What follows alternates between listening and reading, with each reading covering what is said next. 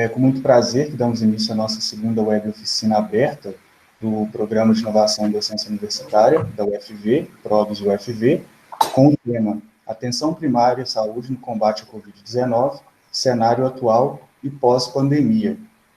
Para discutirmos esse tema, convidamos o professor Dr. Carlos Leonardo Cunha e a coordenadora do PRODOS e do Lab Plangest e mediadora dessa web oficina, a professora Rosângela Minardi Mitri Cota. Pedimos a todos que desliguem os microfones e as câmeras para que não haja nenhuma interferência durante a apresentação. Ao decorrer da fala do professor Carlos, o chat ficará aberto para que sejam feitas perguntas em relação à temática apresentada, e quem quiser fazer a sua pergunta de forma oral, nós abriremos os microfones ao final da fala do professor Carlos. No final da apresentação, nós teremos também um espaço reservado para responder e debater as perguntas feitas durante a apresentação. Agora eu vou passar a fala para a professora Rosângela Minardi, que dará continuidade ao nosso webinário nessa manhã. Um bom webinário a todos. Bom dia a todos, sejam muito bem-vindos aqui à nossa... Todas as quintas-feiras, na parte da manhã, nós fazemos a nossa oficina do Programa de Inovação e Docência Universitária, do Laboratório de Planejamento e Gestão em Saúde da UFV. A gente trabalha em equipe e a gente faz a nossa oficina semanal, onde a gente sempre encontra, discute sobre temas importantes, projetos que a gente está desenvolvendo, tomamos o nosso café, que a gente chama Café Consciência, e nós temos regularmente mantido essa oficina, web oficina, durante esse período aí de isolamento também, porque é muito importante o encontro, né, gente? Eu acho, assim, que, ainda que seja virtual, o encontro, o acolhimento, a gente dividir as nossas angústias, ansiedades e também os nossos trabalhos, isso é um ponto alto aí do nosso grupo, da nossa equipe, tá? E aí, nós temos feito alguns webinários, discutindo temas importantes, trazendo aqui também profissionais de relevância nas diferentes áreas, e é com muito prazer que a gente traz aqui o professor Carlos Leonardo Figueiredo Cunha, que é nosso amigo aqui desde 2016, quando a gente, nós trouxemos aqui o primeiro Congresso Acadêmico de Saúde Coletiva, o primeiro CASC da UFV. Nós tivemos aqui a participação de foi presencial, participação de cerca de 400 pessoas do Brasil inteiro, e o Carlos Leonardo, ele fez para a gente a conferência de abertura, e depois participou também de outros, durante o congresso todo com a gente. Foi uma grata satisfação, porque a gente se encontrou pela primeira vez e tivemos uma afinidade muito grande, né, uma afinidade, assim, de irmãos, de pessoal e de parceiros também, então, assim, e continuamos essa nossa amizade aí. Eu vou apresentar o Carlos agora, né, porque no momento que a gente vive no nosso país, a gente também falar dos títulos das pessoas é muito importante, porque são títulos que demonstram a caminhada acadêmica, profissional de cada um, né? Eu acho muito importante a gente localizar o lugar de fala do indivíduo. Então, vou passar aqui para uma singela apresentação do Carlos, porque é uma síntese do muito que ele já fez, apesar de jovem, né? Muito que ele já fez para a saúde coletiva.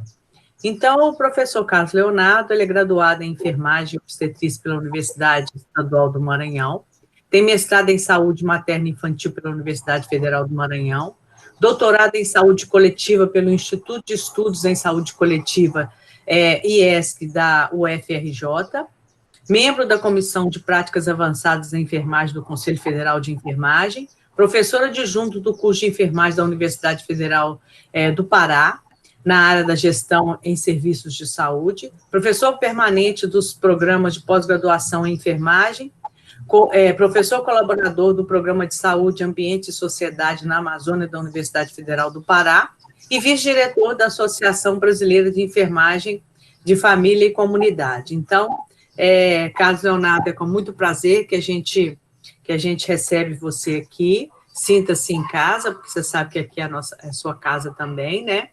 E vou deixar a palavra com vocês. Ressalto aí a importância das pessoas manterem, nesse momento, tanto as câmeras quanto os microfones fechados, para a gente não dar sobrecarga, porque nós já temos 45 pessoas, mas tivemos cerca de 100 pessoas inscritas, então as pessoas vão chegando, tá?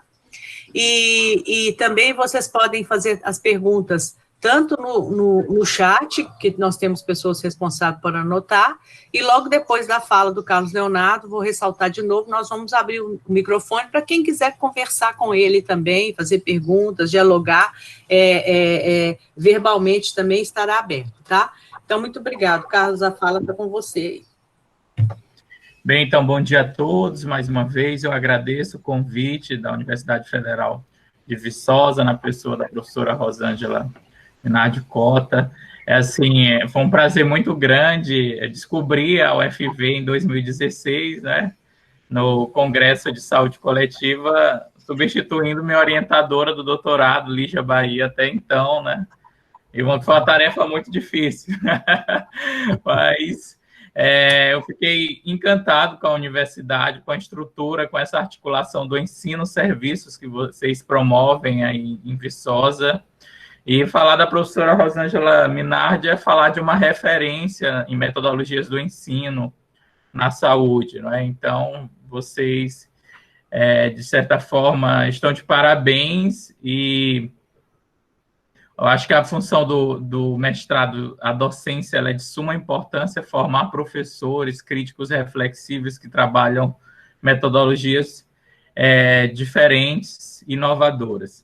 Bem, o tema que eu fui convidado para debater foi sobre a atenção primária no combate à Covid-19, cenário atuais e pós-pandemia. Então, a Covid foi uma pandemia que veio de surpresa e vem causando sérios desdobramentos no Brasil e no mundo. Ela é uma pandemia, a gente se remete aos conceitos epidemiológicos, porque não é um surto, não é algo focalizado, não é algo perene, não é algo esperado. Então, ela não pode ser um surto, não pode ser uma epidemia, uma endemia, mas é uma pandemia porque ela está atravessando continentes. Ela iniciou em Wuhan, na China, se disseminou na Europa, principalmente na Espanha e na Itália, chegando aos Estados Unidos, agora na América Latina e no Brasil.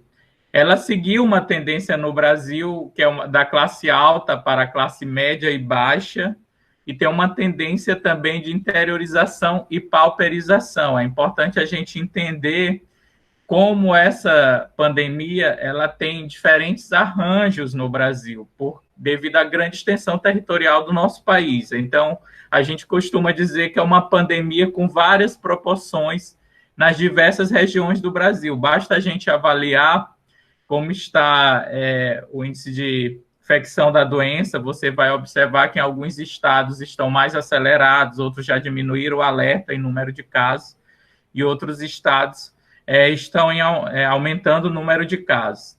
E para falar da pandemia, assim, a gente não pode focalizar só na questão biológica que essa doença pode ocasionar, mas ela está relacionada também a questões psicológicas e questões sociais. Tendo o Brasil, sendo o Brasil um país em desenvolvimento, com uma alta discrepância social, concentração de renda, então os efeitos dessa pandemia ela veio descortinar as iniquidades regionais existentes no Brasil, as iniquidades sociais, a concentração de renda. Então, a gente tem que se remeter, primeiramente, aos determinantes e condicionantes de saúde. Então, é uma doença que, como ela não tem uma vacina, ela não tem uma medicação eficaz comprovada cientificamente para ela, existem as maneiras preventivas, que é a questão do isolamento ou distanciamento social.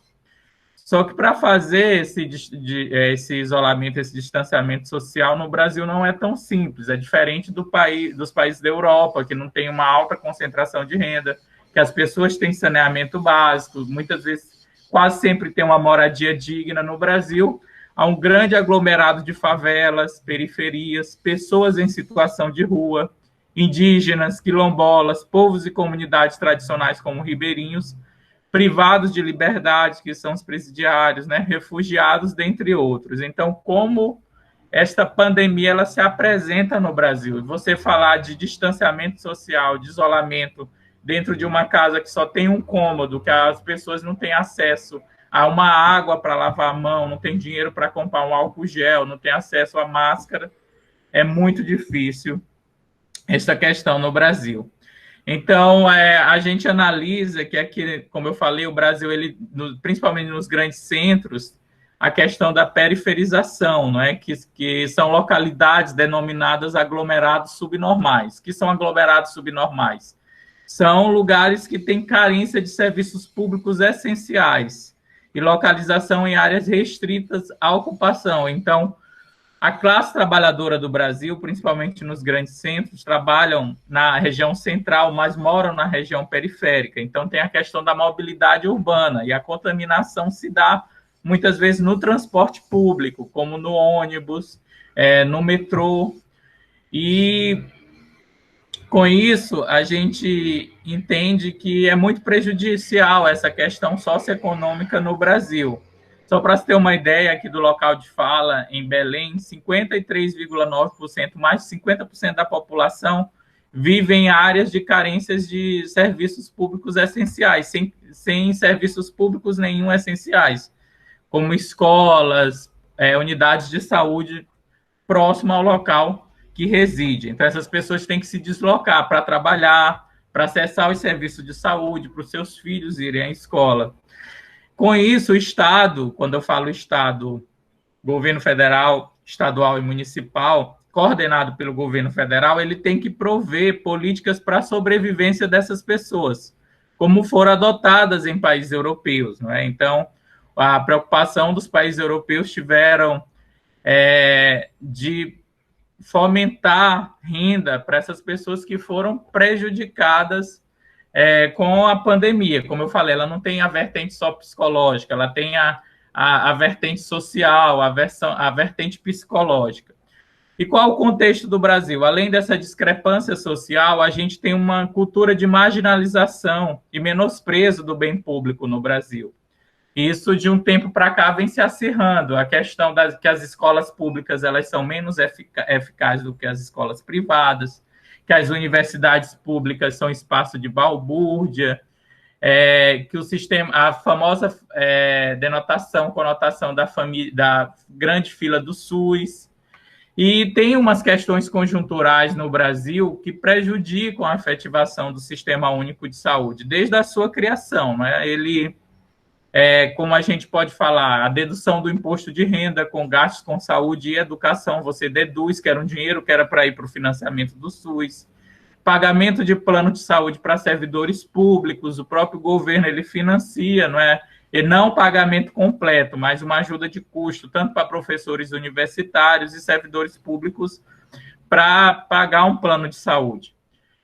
Todos os deputados e senadores têm suas despesas com saúde pagas no Sírio-Libanês e no Albert Einstein, com dinheiro público, onde eles mesmos aprovam, não só os senadores e deputados, seus cônjuges, os filhos. O judiciário também tem auxílio, educação para os filhos. Então, são essas incongruências em relação ao sistema público de saúde no Brasil que se acirra mais ainda em um cenário de subdesenvolvimento. Também, além dessa cultura de marginalização do bem público no Brasil, a gente se depara com a criminalização das entidades de classe, como os sindicatos, que foram enfraquecidos com a reforma trabalhista, dos conselhos e associações profissionais. Os profissionais eles não se veem dentro de suas representatividades, na sua grande maioria, não é? Eles acham que o sindicato não é bom deduzir parte do seu salário, uma pequena parte para sindicatos, na luta pela defesa profissional, nos conselhos, nas associações. Então, a associação, o fato, está se tornando cada vez mais enfraquecida. É importante lembrar que no Brasil, há alguns anos para cá, estão sendo implantadas políticas de austeridade, que são essas políticas que diminuem a participação do Estado. Acham que o Estado não deve intervir em políticas. Então, a gente observa um enfraquecimento, principalmente das políticas de saúde, e políticas de educação no Brasil. É importante a gente entender a radiografia do nosso poder legislativo, porque é o que demanda leis e projetos no Brasil, em prol da população. Então, a gente tem uma bancada que a gente chama BBB, que é Boi, Bala e Bíblia, muito conservadora, 2/3 de empresários, 1/3 ligados a agrobusiness, agronegócio, e não às lutas urbanas. Então, é de certa forma, uma bancada muito conservadora. Isso prejudica muito também o investimento em políticas públicas. Basta ver que vários projetos de leis que estão em tramitação, como a enfermagem, que é a maior classe de profissionais de saúde no Brasil, já tramita desde o ano 2000, por exemplo, o projeto de jornada de 30 horas semanais. Além disso, a gente pode observar também a entrada do capital estrangeiro no Brasil, tanto na saúde como na educação. Então, na educação, hoje a gente tem grandes grupos de formação, a gente observa que as universidades privadas locais foram compradas por esses grandes grupos de educação, e ocorreu um boom de formação em saúde no Brasil. Até a década de 80, a formação em saúde ela era pública, na sua grande maioria, e se reverteu no ano 2000 e vem se consolidando aos dias atuais como privada. Então, a gente observa cursos de ensino à distância na área de saúde, a gente se depara com cursos noturnos, através de projetos como o FIES e o ProUni, que, de certa forma, universalizaram o ensino, mas via privatização. Neste cenário, também a China, que foi o primeiro epicentro da doença, é o grande produtor de equipamentos de proteção individual. E como ela foi bastante acometida, sendo a primeira, ocorreu um desabastecimento de EPIs no mundo e no Brasil. Então, isso prejudicou mais ainda a prevenção e contribuiu para a disseminação dessa pandemia no Brasil. Então, há uma necessidade de criar uma linha de produção nacional de EPIs. A gente até fala num documento que a gente mandou para o governador aqui do Pará, que foi assinado por vários pesquisadores, que a gente tem matéria-prima, a gente tem borracha, tem vários materiais que podem contribuir para a formação desses equipamentos de proteção individual. Os conselhos também, o Conselho de Enfermagem, ele entrou com ação pública em vários estados para afastar profissionais com 60 anos ou mais ou fatores de risco, como doença respiratória, cardiológica, renal crônica, transplantados, diabetes e gestantes. Mas a gente observa um número muito grande de mortes de profissionais de saúde, principalmente da enfermagem, que na maioria são mulheres negras. Então, o último boletim do Conselho Federal de Enfermagem sinaliza que já morreram 318 profissionais de enfermagem no Brasil, e já teve mais de 30 mil casos com profissionais de enfermagem em decorrência da Covid no Brasil.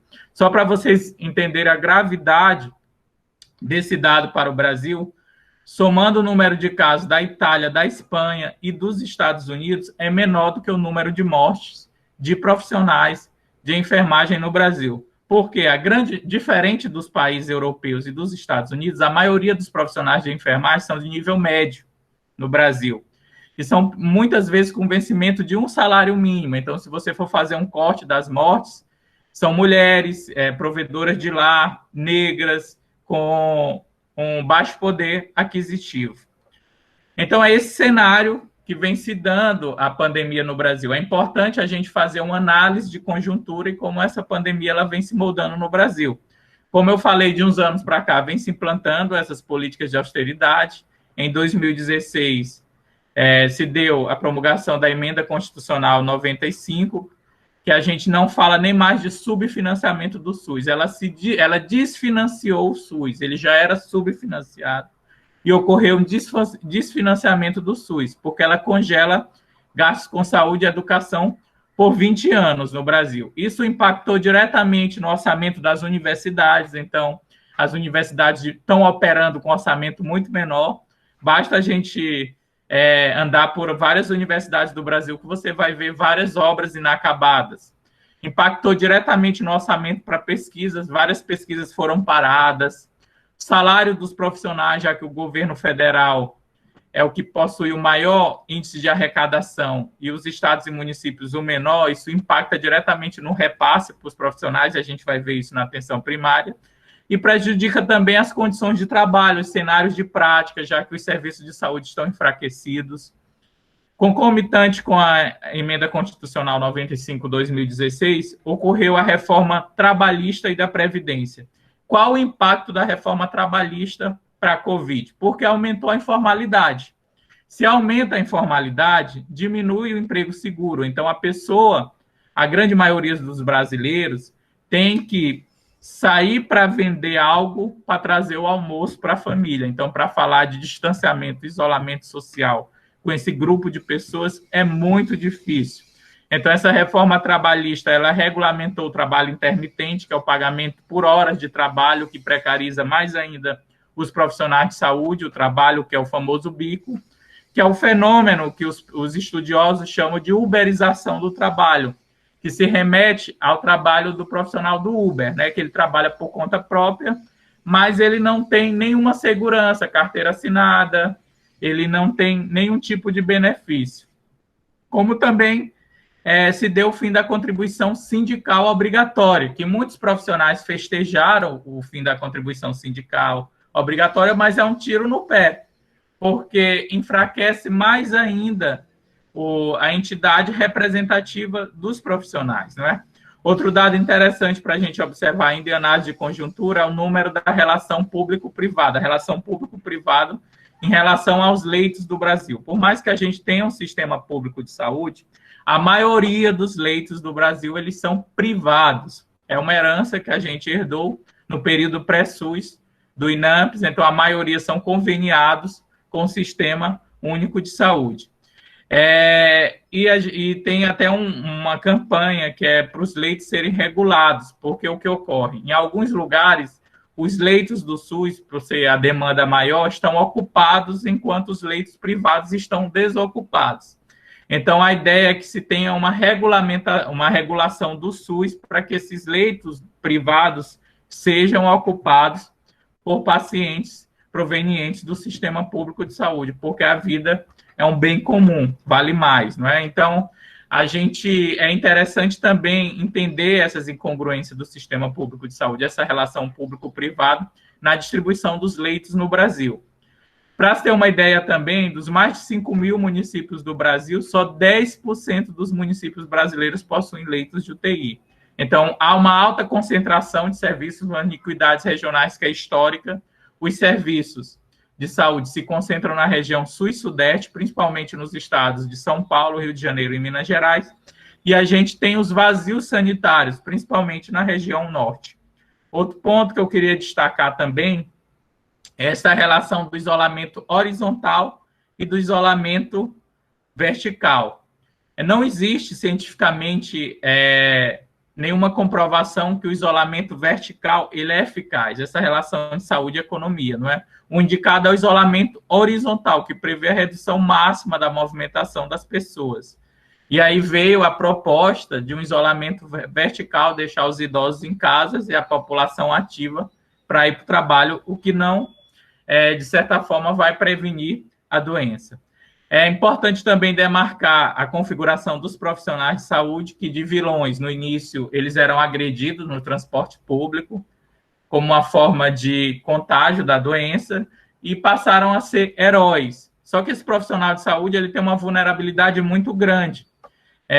Vou falar aqui, elencar da enfermagem, que é uma profissão predominantemente feminina, que ela é caracterizada pela divisão técnica e social do trabalho. Existem as enfermeiras de curso superior e os técnicos e auxiliares de enfermagem. Então, o que é que a gente observa? Com o distanciamento, com o isolamento social, está aumentando o número de violência doméstica. É outra decorrência em relação da pandemia. E tanto na violência em casa, como na violência fora de casa, como eu já falei também, essa questão da agressão no serviço público. Tem 3 acontecimentos no Pará que eu elenco muito o que acontece no Brasil.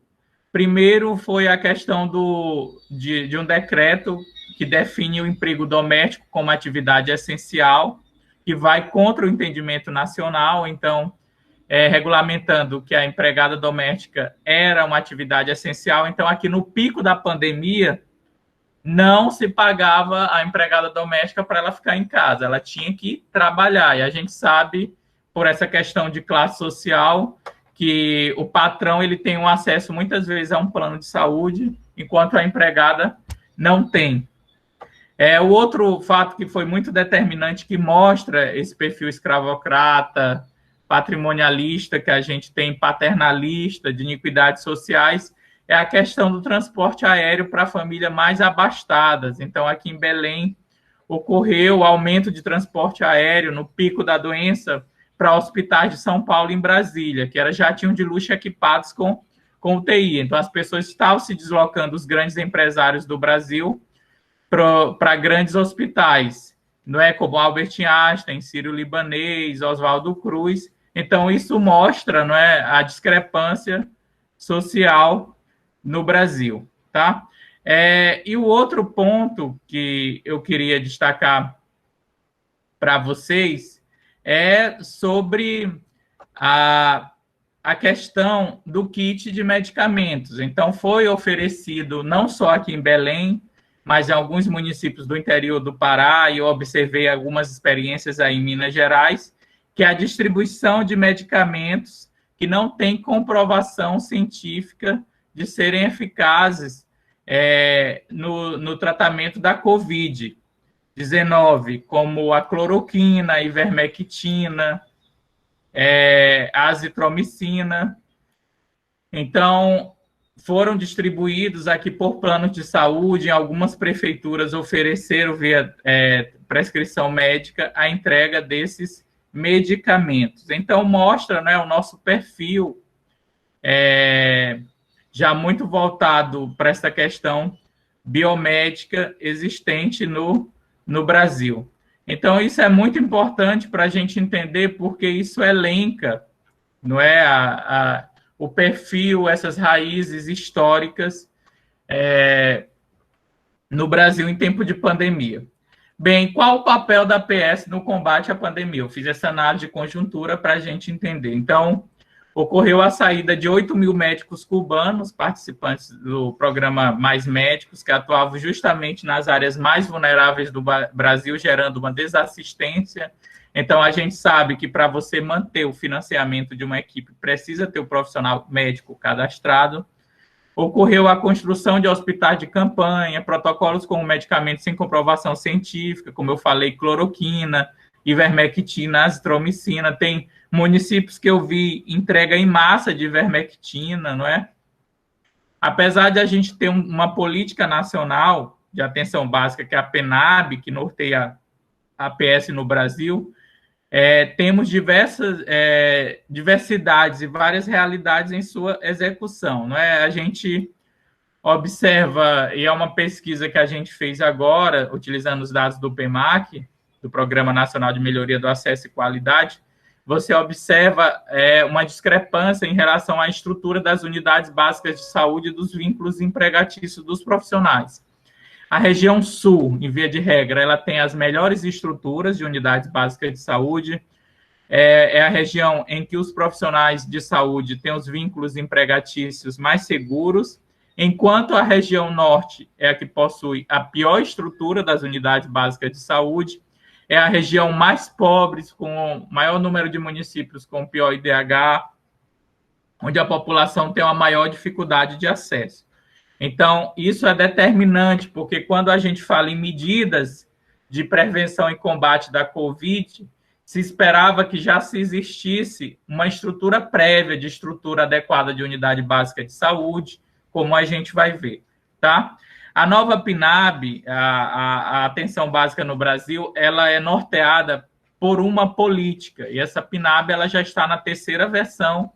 Ela foi muito polêmica, ela foi emitida sem a participação das entidades representativas de classe, muitas vezes, com pouca participação, e ela sinaliza mudanças e ameaças ao modelo assistencial da estratégia saúde da família, principalmente nos princípios do SUS, de universalidade, integralidade e equidade.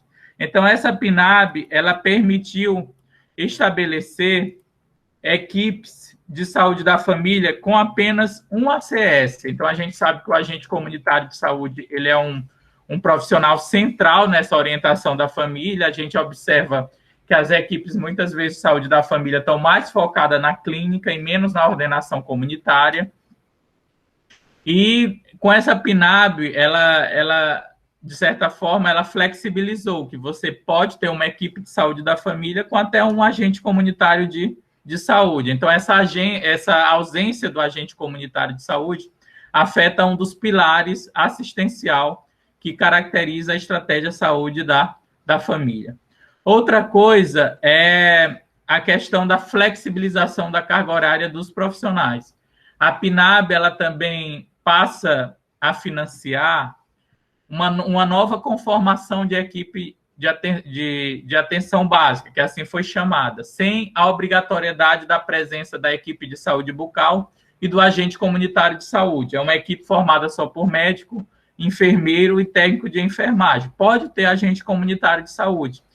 E o profissional pode trabalhar 10, 20 ou 40 horas. Então, isso prejudica um dos princípios básicos, não é, da atenção básica, que é a longitudinalidade, que é você poder acompanhar essas pessoas que estão na sua área descrita, na sua área de território, na sua área programática, por um período de tempo.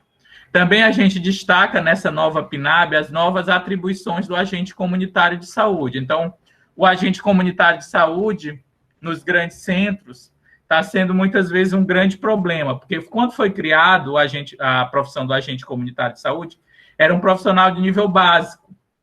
E os agentes comunitários de saúde, todas as pessoas têm direito também a crescer profissionalmente, pessoalmente, fizeram o segundo grau, muitos adentraram a faculdades. Então, nas grandes cidades, principalmente, a gente tem muitos agentes comunitários de saúde formados e que muitas vezes veem a profissão de um agente comunitário de saúde muito elementar. Então, está se perdendo muito essa questão da orientação comunitária feita pelo agente comunitário de saúde, essa ordenação comunitária. E essa PNAB, ela acrescentou algumas atribuições aos agentes comunitários de saúde, como a verificação de sinais vitais, a realização de curativos limpos, e colocou o enfermeiro como supervisor exclusivo, sendo que o agente comunitário de saúde ele não é da categoria da enfermagem legalmente, não é? Então, essa supervisão nas PNABs anteriores, a de 2011 e a de 2006, essa supervisão era feita não só pelo enfermeiro, mas pelo médico e pelo cirurgião dentista, profissionais de nível superior. Então, é para a gente entender que aí o agente comunitário de saúde ele perde mais essa orientação, esse agente de promoção e prevenção de doença, e passa a ser um executor de procedimentos no modelo biomédico, não é? Então, são algumas críticas que se remetem a essa nova PNAB, que ainda está em vigor, e que prejudica mais ainda a ação das equipes diante da pandemia.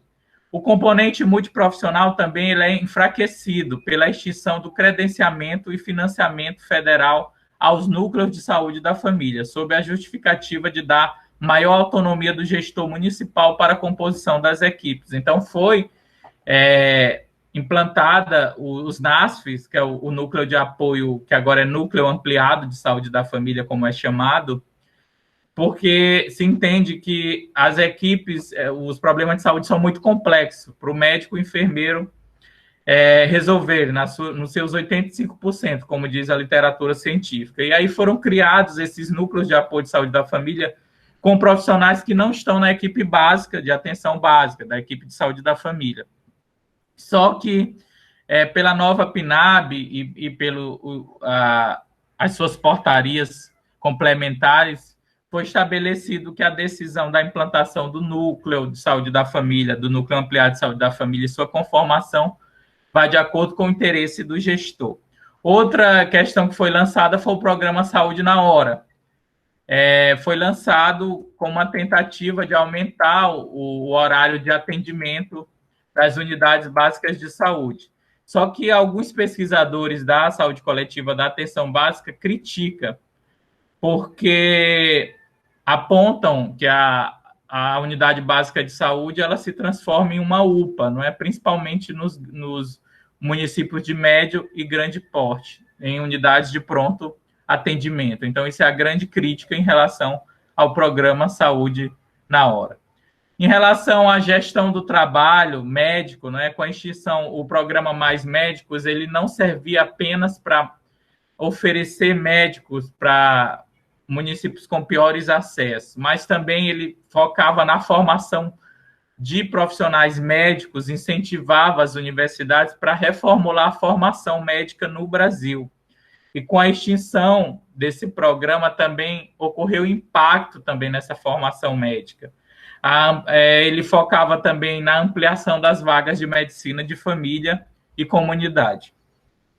Também em 2019 foi divulgada e gerou muitas críticas e repercussões a carteira de serviços da atenção primária à saúde.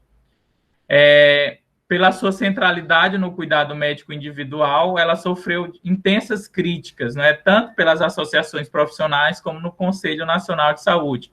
Essa carteira, ela cita só uma vez o agente comunitário de saúde, e ele é o profissional central no trabalho da estratégia de saúde da família, para se ter a ideia. E para finalizar essa conjuntura na atenção primária à saúde, a gente fala do novo financiamento da atenção primária, que ele substitui, a gente sabe que a gente tem o clássico PAB fixo e o PAB variável. O PAB fixo é em cima do número de habitantes, e o PAB variável em cima de serviços oferecidos de atenção primária pelo serviço. Só que com isso, esse novo financiamento, ele extingue o PAB fixo e o PAB variável, e ele estipula que o financiamento ele passa a ser feito através do credenciamento do número de pessoas por equipes, não é um novo credenciamento. Trata-se de um processo de neoseletividade, caracterizado pela oferta de ações de saúde com financiamento público aos estratos populacionais extremamente pobres. Qual é a crítica em relação ao novo financiamento? Porque com o antigo PAB, o número era por habitantes. Então, você tinha um financiamento para atender tanto aquelas pessoas que estavam cadastradas na equipe, como aquelas pessoas que não eram cadastradas, que eram de outros bairros, que tinham plano de saúde, mas utilizavam ocasionalmente o serviço público, como vacinação, curativos, consultas. Com esse novo financiamento, o financiamento vai só com foco nas pessoas que estão cadastradas, e isso faz com que diminua o número de recursos e causa uma seletividade, que é o que a gente chama de recursos, a diminuição de recursos seletivos, menos recursos para a população mais pobre. Então, isso é a grande crítica em relação a esse novo modelo, tá? Então, em relação, além dessa questão do novo financiamento, a gente teve a substituição do antigo sistema de informação, que é o SIAB, para o ESUS, que é uma grande dificuldade, principalmente aqui dos municípios do Norte e Nordeste, por causa da dificuldade que os profissionais têm em manusear o computador, a questão do prontuário eletrônico, a questão da internet, que é muito prejudicada. Então, é nesse cenário que acontece a pandemia, com o cenário de desfinanciamento, de mudança no financiamento das equipes, na mudança de configuração das equipes, com a extinção do núcleo ampliado de saúde da família. E quais são as medidas, então, de enfrentamento da Covid na atenção básica? Então, o que é que os documentos eles orientam, né? Primeiro é definir um espaço para acolhimento na unidade básica de saúde. Lógico, como eu falei para vocês, um grande percentual de equipes de atenção básica não tem uma unidade básica de saúde adequada. Qual é a realidade das unidades básicas de saúde no Brasil? Muitas unidades básicas de saúde não foram construídas dentro da planta física padronizadas para funcionar uma equipe de saúde da família. Elas são unidades básicas de saúde adaptadas em casas. Então, isso é um grande problema, porque você tem que observar o fluxo de pacientes. Você não pode fechar os serviços de atenção básica, como também você não pode permitir a contaminação cruzada nesse serviço de atenção básica, como aconteceu muito na Espanha. Na Espanha, a atenção básica ocorreu uma disseminação da Covid muito forte. Então, o que é que os protocolos do Ministério da Saúde eles orientam? Definir um espaço para acolhimento na unidade básica de saúde. Pode ser uma sala de espera ou então uma tenda montada na entrada das unidades, a critério de cada município. A gente observou que muitos municípios fizeram uma tenda da entrada, onde lá ocorria o acolhimento e a triagem dos pacientes, se é sintomático respiratório, se não é sintomático respiratório. Além de criar essa sala de espera ou tenda, você tem que reservar uma sala de isolamento na unidade básica de saúde. Essa sala ela não pode ser climatizada, ela tem que ter uma boa ventilação natural, tá? Então não pode ligar nem o ar-condicionado, tem que abrir as janelas e os ventiladores têm que estar ligados. Você tem que sinalizar a área de isolamento com o alerta descrito isolamento, de modo a evitar a circulação de pacientes e profissionais.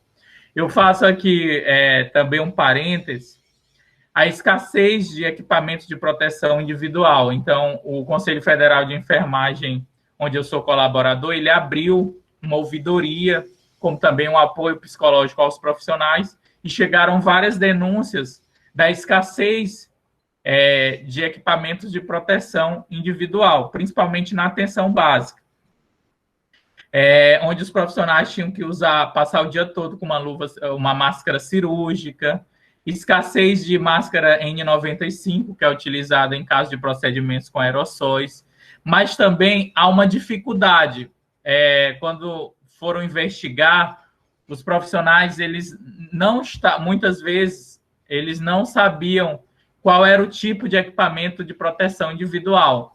E também ocorreu muita infecção pela retirada de forma incorreta desses equipamentos de proteção individual. Então, além da escassez de equipamentos de proteção individual, a gente observa também muito erro no uso desses equipamentos de proteção individual. Também tem que ter um cuidado muito grande na limpeza dessa unidade, aquela limpeza terminal a cada dia, principalmente nessa sala de atendimento dos sintomáticos respiratórios.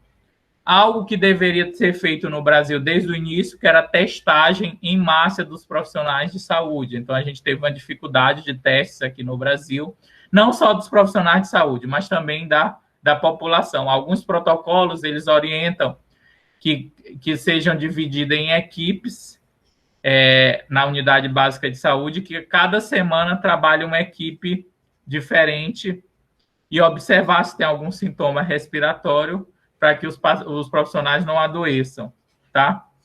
Outro eixo na atenção primária é a vigilância e monitoramento na atenção primária. Então, quando eclodiu a pandemia, se perguntou muito qual era o papel da atenção primária. Se remeteu muito a essa cultura hospitalocêntrica que a gente tem, que é aumentar o número de leitos de UTI, de ventiladores. Lógico que o modelo de atenção no Brasil, hoje o foco é a atenção primária, não é?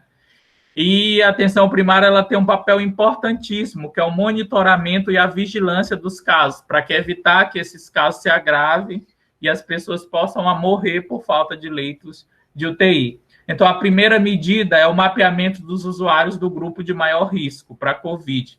Então, tem um cadastramento da equipe, a equipe ela sabe quantas pessoas estão acima de 60 anos, quantas pessoas têm morbidades. Então, o agente comunitário de saúde ele tem que fazer o monitoramento desses usuários. E como se dá esse monitoramento? Lógico que a atenção primária ela teve que se reinventar, utilizar o teleatendimento, a teleorientação, através do telefone, do WhatsApp. Então, até na área ribeirinha aqui de Belém, os agentes comunitários de saúde eles têm grupos de WhatsApp com seus usuários de cada microárea. Isso é muito interessante como está se reinventando e foi uma medida viável, que até então, antes da pandemia, era muito ruim, porque se perdeu o contato do agente comunitário de saúde em realização de visitas, era muito daquela coisa do usuário solicitar uma consulta e o agente comunitário de saúde ir lá na unidade e marcar.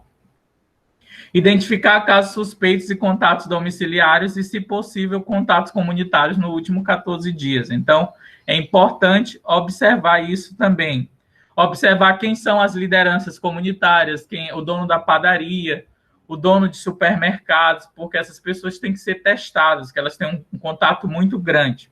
Outra coisa que foi orientada na atenção primária é a visita no peridomicílio. O agente comunitário de saúde ele não pode entrar mais na casa do usuário, né, para evitar, ele sempre com a máscara cirúrgica, ele tem que ficar 2 metros do lado de fora do domicílio. No desenvolvimento das ações de assistência, outro componente é o teleatendimento e a teleconsulta, então eu destaco aqui a cidade de Florianópolis. É muito importante vocês conhecerem a experiência de Florianópolis, porque eles já têm uma expertise. Antes da pandemia, cada equipe de saúde da família tinha um aparelho telefônico, justamente para fazer essa busca ativa, o monitoramento dos seus usuários. O Conselho Federal de Enfermagem ele regulamentou a consulta de enfermagem via telefone, a teleconsulta. A gente está desenvolvendo um estudo sobre o trabalho das universidades públicas federais no combate à pandemia, e a gente identificou várias articulações de ensino, serviços, tanto de universidades públicas como privadas, do teleatendimento, onde os alunos eles fazem a teleorientação sobre a supervisão de professores. Outra experiência muito interessante é de Sobral, Ceará, que eles já têm uma expertise muito grande nessa constituição de redes, eles têm uma residência multiprofissional, e foram casos também que a gente trabalhou na rede de pesquisa. Lá em Sobral, eles fizeram com que os profissionais da média complexidade viessem para a atenção primária para apoiar na prevenção e no tratamento da Covid nesse nível de atenção. Também eles criaram um ambulatório só de acompanhamento de pacientes que tiveram Covid. A gente sabe que a Covid ela pode causar sequelas, ainda não se sabe quais as suas gravidades, mas é importante que esses pacientes que tiveram a Covid, eles passam a ser acompanhados em um ambulatório nessa perspectiva multiprofissional, tá? Realizar encaminhamento para o hospital com leitos disponíveis para Covid via SAMU. Então, as equipes de saúde da família, elas têm que ter um conhecimento de rede para fazer esse encaminhamento, tem que ter pactuação entre os níveis de atenção. Outro grande problema é quando o paciente ele recebe alta da Covid no hospital, como é que a atenção primária vai fazer esse acompanhamento dele, né? Então, isso tem que ser trabalhado. Garantir canal efetivo para o contato entre a PS e o hospital, que garanta o acompanhamento à distância da situação dos usuários internados. Alguns hospitais já estão utilizando o WhatsApp para que as pessoas, chamadas de vídeo, para que o paciente possa conversar com a família. Garantir o acompanhamento de gestantes, hipertensos, diabéticos, pacientes com hanseníase, tuberculose. Isso está sendo um grande problema, porque as pessoas, esses grupos que têm que ter acompanhamento não estão comparecendo na unidade básica de saúde, e muitas unidades básicas de saúde não estão ofertando atendimento para esses pacientes. Isso vai gerar uma segunda, terceira onda de doenças, porque as pessoas vão ser tratadas contra a Covid, mas já vai aumentar o número de internações de complicações por hipertensão, diabetes, prematuridade, em caso de gestantes, morte de gestantes, eclâmpsia, pré-eclâmpsia, em decorrência desse não acompanhamento desses usuários. Das atividades na atenção básica, a mais prejudicada foi a saúde bucal. Então, a gente observa crescimento de medidas caseiras para tratar dor de dentes, problemas em decorrência da saúde bucal, pela dificuldade de acesso que os usuários estão tendo nos serviços. Outro componente também é a educação em saúde e prevenção. Então, a equipe de saúde da família, o agente comunitário de saúde, os alunos, os professores, eles têm um papel importante para dirimir a questão das fake news, que estão muito presentes no Brasil, e agora na pandemia também. Então, é um trabalho que pode ser feito com os alunos, junto com as faculdades, as equipes de saúde também, para dirimir essas fake news. A gente está acompanhando também os trabalhos feitos nas periferias, pelo próprio movimento popular. Então, eu destaco a periferia Paraisópolis, em São Paulo, onde a própria comunidade instituiu um coordenador de cada rua para ele ficar monitorando o número de casos de Covid, das complicações dentro de cada rua da comunidade. Então, há muitas inovações de grupos de jovens em rádios comunitárias, de orientar a população, conscientizar a população sobre o uso do álcool gel, da máscara, e evitando também essa questão das fake news. como eu falei, realizar a ligação aos comerciantes das comunidades locais para orientações sobre os métodos de segurança e prevenção, aquele dono da padaria, do supermercado, disponibilizar contato telefônico e WhatsApp das unidades de saúde para a população local com o objetivo de dar orientações, dúvidas, esclarecimentos, realizar a instrução sobre como reduzir a contaminação nas casas que têm suspeito ou caso positivo. Como eu falei, nas periferias e favelas é muito difícil, porque você não tem como isolar o paciente positivo de Covid em um quarto, porque às vezes é só um cômodo, não é? Utilizar meios disponíveis para comunicação ampliada com as comunidades. A gente observou muito isso também nesse estudo que a gente está fazendo com as universidades. Várias faculdades criaram Facebook, Instagram, estão dando orientações em relação à prevenção e o tratamento, quando procurar o serviço de saúde, quais são as formas de prevenção da Covid. Então, são esses os tópicos que eu queria falar sobre a questão da atenção primária. Para finalizar, eu acho que a gente tem que se adequar ao que a gente chama desse novo normal, né? Em um cenário bastante nebuloso e adverso no Brasil, né? Então, aí vem a importância da resiliência e da resistência. Então, assim, em um momento que a atenção primária à saúde ela está por cortes de financiamento, até o cadastro dessas novas equipes para atingir esse novo modelo de estar sendo prejudicado, porque não tem como você fazer o cadastro com a pandemia. E a pandemia da Covid-19 ela veio para mostrar a importância do sistema público de saúde. Já se discute até no legislativo, e é um momento de crítica, não é essa questão do presidente da Câmara, do Rodrigo Maia, que tem que modernizar o sistema público de saúde. Então, os sanitaristas já estão em alerta. Que tipo de modernização é essa? É abrir para a iniciativa privada gerir? É aumentar o número de organizações sociais? O que é que vai ser feito, não é? Então, a pandemia ela veio para mostrar a importância do sistema público de saúde. Se a gente for fazer uma comparação com os Estados Unidos, que as populações morrem por não ter acesso a um serviço de saúde, o sistema público de saúde ele está sendo o sistema de frente, não é? A prevenção e combate da Covid. Das universidades que eram marginalizadas pelo senso comum, pela sociedade, e hoje são vistas como centro de excelência na pesquisa. E os profissionais de saúde também, que muitas vezes de vilões viraram heróis, né, os profissionais de saúde. Então, por mais que o foco inicial do tratamento, prevenção da Covid, principalmente do tratamento, tenha sido os hospitais, a criação de hospitais de campanha, eu acho que a Covid ela veio ressignificar a importância da atenção primária à saúde no Brasil. Lógico que alguns lugares têm uma efetivação maior da política, outros lugares menores, porque isso depende da gestão municipal. São vários arranjos que acontecem no Brasil, do porte do município, do tipo de serviço, da capacidade instalada, do perfil dos profissionais, mas a atenção primária à saúde ela veio sendo de suma importância no combate à Covid, principalmente dos sintomas leves, para evitar que eles se compliquem. Eu queria também divulgar, no dia 4 de agosto, na próxima terça-feira, às 15 horas, a gente vai apresentar os resultados da pesquisa nacional, como a atenção primária está enfrentando a pandemia da Covid no Brasil. Vai ser uma ágora da Abrasco, e foi uma pesquisa que a gente entrevistou tanto gestores como profissionais de saúde. Então, eu agradeço o convite e fico aberto agora para perguntas, questionamentos, debates. Muito obrigado. Eu acho que a sua fala aí foi assim, extremamente pertinente, importante para abrir minha câmera aqui. É importante para a nossa discussão aqui, e aqui no chat já tem alguns comentários importantes.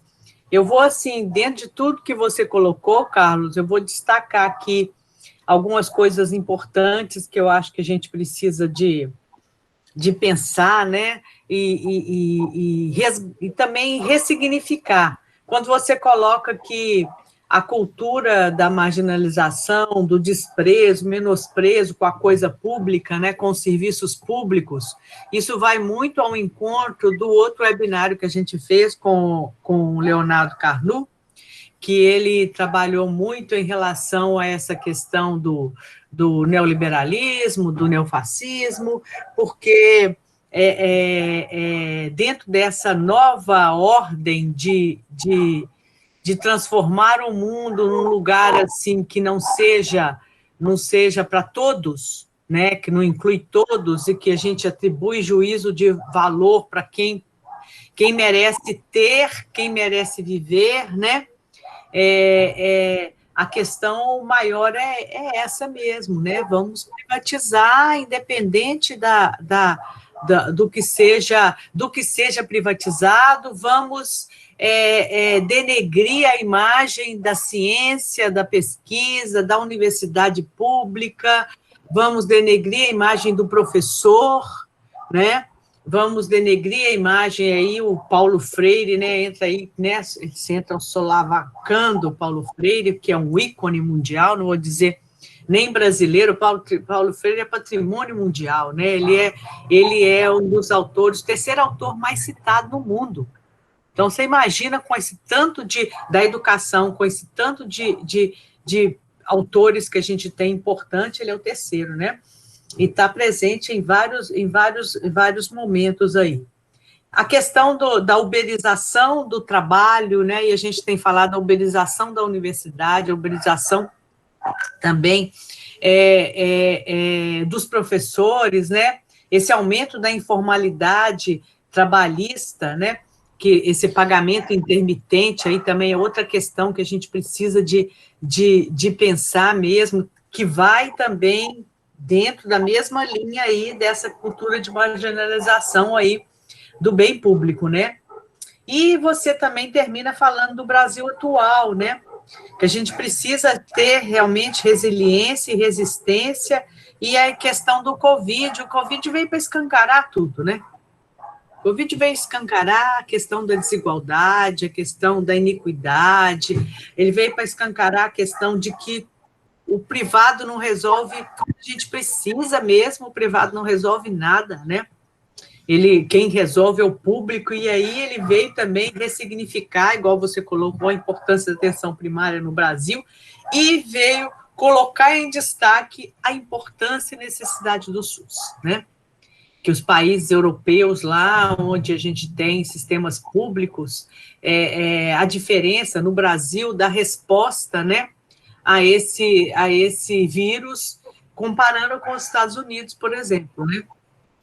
Então, isso é uma questão muito importante, muito embora, né, se a gente tivesse aqui uma política que realmente considerasse que a Terra não é plana e que considerasse que o Covid existe, ele é sério, não é simplesmente uma gripe pequena, uma coisa assim, a gente teria uma forma de enfrentamento muito melhor, muito maior, né?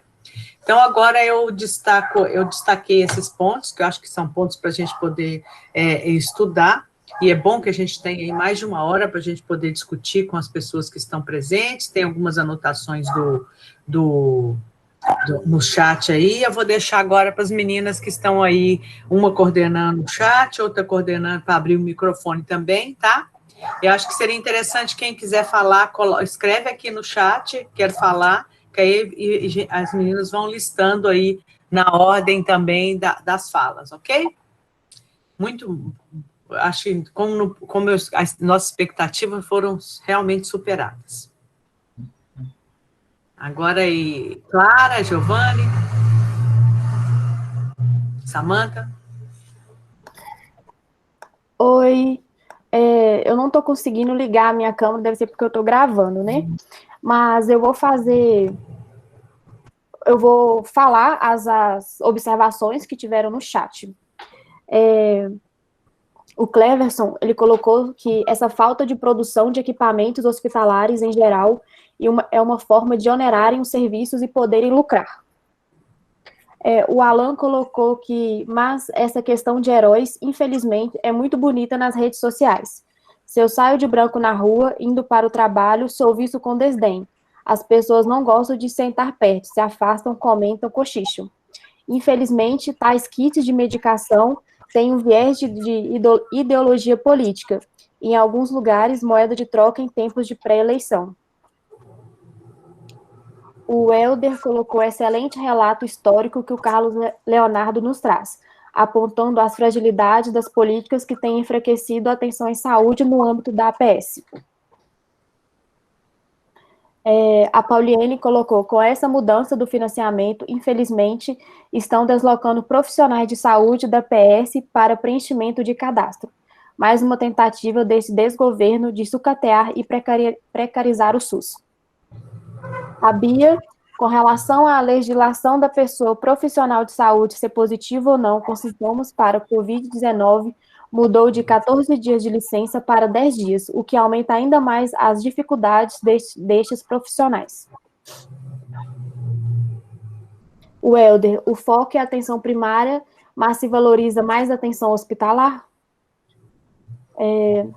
O Arthur colocou que esse trabalho contra as fake news, que o Carlos falou, é super importante, principalmente dentro das universidades. Alessandra, a organização comunitária vem reduzindo os indicadores de contaminação, mortalidade entre as regiões na cidade de São Paulo. A Laura, professor Leonardo, gostaria que falasse sobre a atuação da PS no pós-pandemia, especialmente no cuidado de DCNT que pode ter ficado esquecido. Essa é uma pergunta da Laura. Bem, então, tem alguns, eu gostaria de cumprimentar também o professor Helder, a Laura, o professor Helder é o vice-coordenador do grupo de pesquisa, ele é dentista, professor adjunto também da Universidade Federal do Pará, e a Laura também é pesquisadora do nosso grupo. Na atenção primária, ainda a gente se depara com experiências muito focadas em caixinhas, que prejudicam o acesso. Então, no Brasil afora, a gente observa equipes. Hoje é o dia de pré-natal, então chega um paciente com pico hipertensivo, não atende. Hoje é o dia do hiperdia, aí chega uma gestante, não atende. O dia de fazer o preventivo o preventivo do câncer do colo uterino é só na terça-feira de manhã.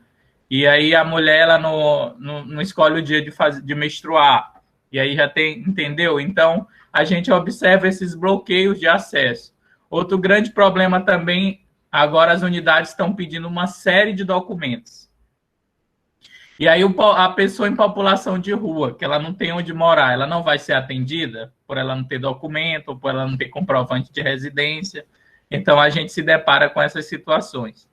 Laura, eu acho que há uma fragilidade na formação da atenção primária no Brasil, não só na médica, mas também na enfermagem, dos outros profissionais de saúde. Com isso, até um trabalho que a gente tem feito com a Associação Brasileira de Enfermagem, Família e Comunidade, que é composta não só por enfermeiros, mas também com técnicos de enfermagem, que é para resgatar o escopo de trabalho, para que esses profissionais trabalhem com uma formação diferente da área hospitalar.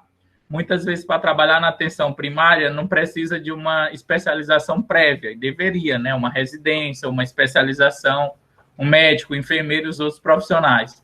E há uma dificuldade muito grande dos profissionais entenderem o que é uma agenda aberta, de como é feito a formação da prevenção e promoção. Então, às vezes, os profissionais eles acham que é só fazer a consulta em si, que não é importante a palestra na sala de espera, não é importante trabalhar os determinantes e condicionantes. Às vezes fazem grupo de hipertenso e diabetes, só fala sobre doença, não fazem por grupo de idosos, que pode trabalhar contra, por exemplo, a violência doméstica, a violência contra o idoso, pode trabalhar tantos temas, não só focado, não só na patologia, hipertensão e diabetes. Mas é importante que após a pandemia, eu acho que a tendência é que se elabore uma vacina eficaz. É importante estar monitorando, porque eu acho que vai ter um pico, o que a gente chama, tem um índice que a gente chama internações por condições sensíveis à atenção primária, que são as doenças que poderiam ser evitadas se a atenção primária tivesse resolutividade. É um estudo que tem que ser feito, que você vai observar que após pandemia vai aumentar muitas complicações, internações por complicações do infarto agudo do miocárdio, amputação de pé diabético, justamente porque muitas unidades básicas de saúde ainda não estão fazendo o atendimento desses pacientes crônicos, né, com doenças não transmissíveis. Temos mais uma colocação da Heloísa. Ela colocou aqui: parabéns pelas colocações, demonstrando os desafios sociais, econômicos e sanitários do nosso país, que é histórica. Como você enxerga essa descoordenação, principalmente do Ministério da Saúde, para afetar o SUS e a PS a médio e longo prazo? A longo prazo, essa militarização da saúde? Essa questão no Brasil é muito complexa, não é? Assim, o antigo ministro da Saúde, o Manteiga, que era saiu como herói, ele votou a favor da emenda constitucional que congela os gastos com saúde e educação. Eu acho que ele sentiu na pele o que é trabalhar, coordenar um ministério sem recursos, né? Então, ele foi muito controverso em alguns pontos, porque dentro dessa desse isolamento vertical e horizontal, muitas vezes ele foi muito contraditório, mas enquanto ele estava na pasta, ocorreu, de certa forma, um comando técnico, até também pelo corpo de trabalhadores que ele tinha com ele. O Wanderson, que é um grande enfermeiro que se formou aí na Universidade Federal de Minas Gerais, que era o coordenador da vigilância, e outros profissionais.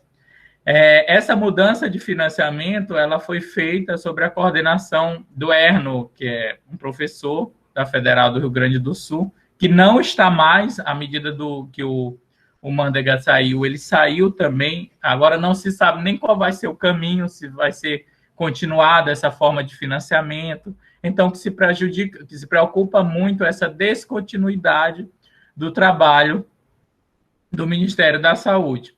E essa questão da militarização da saúde, não só da saúde, mas vários ministérios, ocorre a presença de militares. E o que eu tenho lido é que há, de certa forma, uma resistência até dos próprios militares na ocupação desses espaços, né? Então, a gente já está um tempo sem ministro da saúde técnico, a gente teve grandes sanitaristas, né, à frente do Ministério da Saúde. Infelizmente, como eu disse, não é só uma pandemia, é uma pandemia que está acontecendo em um momento de muita fragilidade do Brasil em relação ao sistema público de saúde. Isso agrava mais ainda a situação.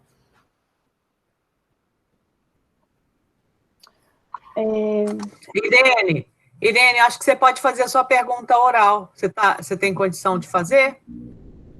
Tenho sim. Então ótimo, porque aí a gente já vai abrindo, as pessoas vão tirando um pouco a timidez de falar, tá? Nós estamos agora em cerca de 50 pessoas, então a gente pode colocar assim. Aí depois a Samantha continua aqui nas que estão escritas. Se as pessoas que escreveram as perguntas quiserem falar oral também, apontem aqui que a gente abre para falar, senão a Samantha lê, tá? Obrigada. Professor Leonardo, eu quero parabenizar pela explanação, pela trajetória histórica aí do sucateamento, né, da atenção primária à saúde ao longo dos anos. E eu queria perguntar como você pensa que vai ficar para o ano que vem a questão do financiamento, né, com o Previne Brasil, que estava aí acabando de nascer, a gente estava se preparando para se adequar aí aos novos indicadores, e a gente, né, está no mês de agosto, e esses indicadores, eles estão, né, parados, vamos dizer assim. Como você pensa que vai ficar isso para o ano que vem? Será que vai cumprir realmente esse financiamento? Então, Irene, se apresenta? Quando a gente se apresenta para ele saber qual que é o lugar, seu lugar de fala. Eu sou estudante de doutorado da UFV, sou orientando da professora Rosângela e sou nutricionista do NASP do município de Piranga. Então, também estou nas duas, sou pesquisadora e sou do serviço. Então, a gente acompanha, né, os dois lados aí. Em relação ao financiamento do Previne Brasil, foi aumentado, vai ser estendido, né, o cadastro, justamente porque não tem como, né, em meio a uma pandemia. O antigo coordenador Erno, ele era a favor que se aplicasse o PCA-TU, que trabalha os atributos na avaliação. É uma pena que se acabou com o PEMAC, porque a gente observa melhoras em alguns indicadores dos municípios, que tem os ciclos, não é? Pelo terceiro ciclo.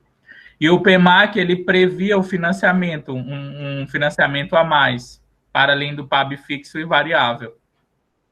E o Ministério da Saúde ainda ele não mostrou, que por mais que tenha um componente por desempenho, ainda não mostrou como vai ser esse...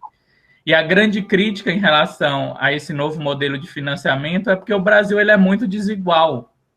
Você não é ótimo para o município que tem muito recurso, que tem uma unidade básica de saúde estruturada, um serviço de atenção básica estruturado. E é muito preocupante porque veio num momento de política de austeridade, de restrição, então ele casa muito bem com essa política, não é?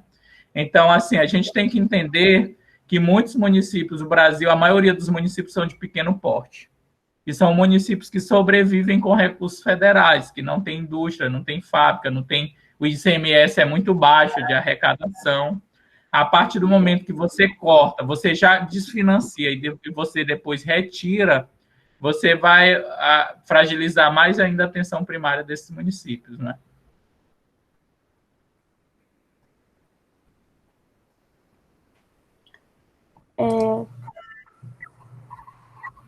A Sandra ela fez uma observação. Sandra, você quer que eu leia ou você quer falar?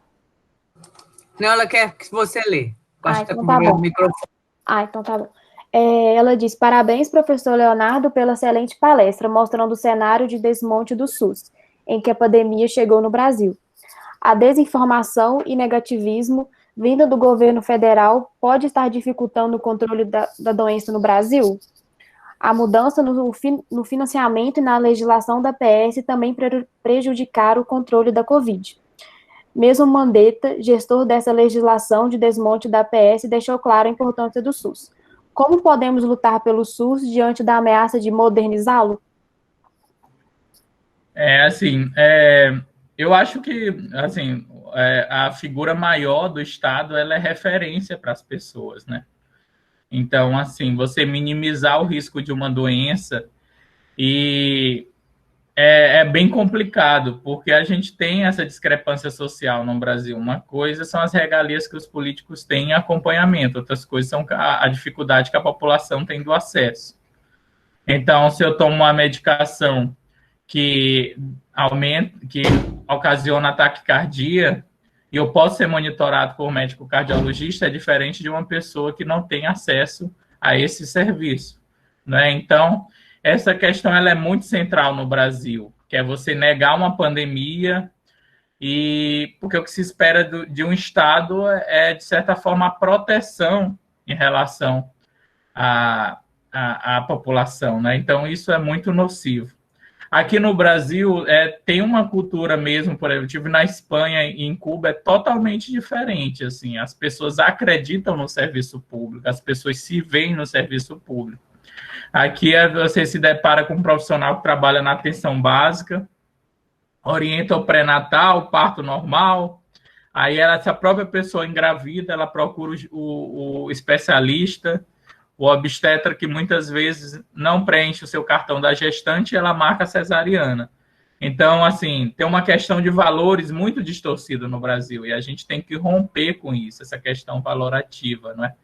Então, isso tem que ser discutido. Eu acho que isso é um grande tabu para o Brasil, assim, porque diferente dos países europeus, no Brasil, o setor privado, ele antecede o setor público.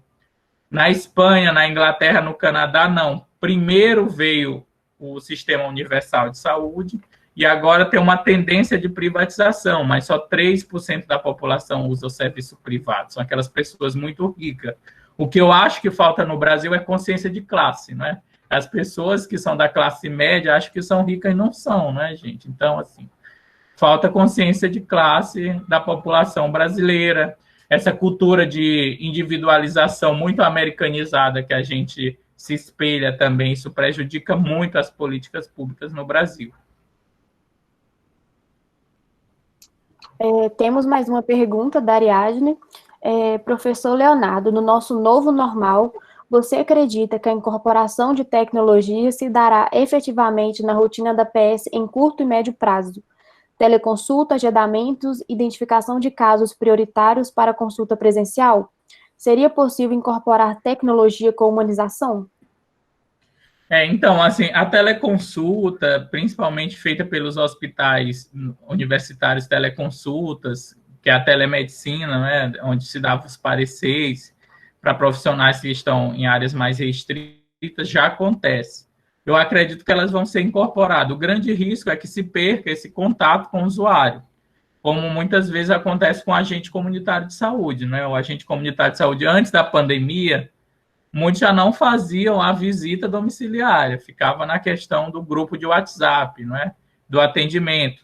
Facilita, mas ao mesmo tempo distancia. Então, é importante não perder a ordenação comunitária, mas utilizar essas tecnologias também para facilitar a comunicação, né? Eu acho que tem que ser dosado.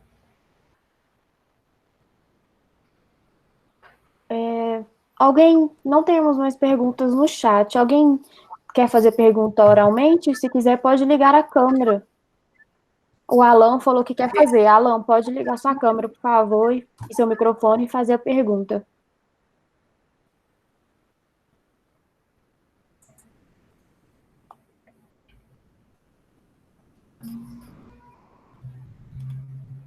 Alan, está me ouvindo? Ah, ele ligou. Alan, liga o microfone. Seu microfone está desligado ainda. Não ligou mesmo, não. Desculpa, Alan, gente. tudo bem, querido? Então, eu estou no horário de serviço aqui na UBS, né? Meu nome é Alan, eu sou enfermeiro da cidade de Queluzito, Minas Gerais, né? E sou enfermeiro de uma unidade de policlínica na cidade de Conselheiro Lafayette. Conheci Rosângela e Leonardo no CASC, que teve em 2016, e teve uma amizade muito gostosa com a Rosângela, principalmente. Me leva para o mestrado, por favor, na UFV. Então, eu queria fazer uma pergunta. As portas estão abertas aqui, viu? As portas estão abertas para você, querido. Que bom. Que bom. Eu queria perguntar o seguinte para o Leonardo. A gente estava falando muito da questão da valorização da enfermagem, né?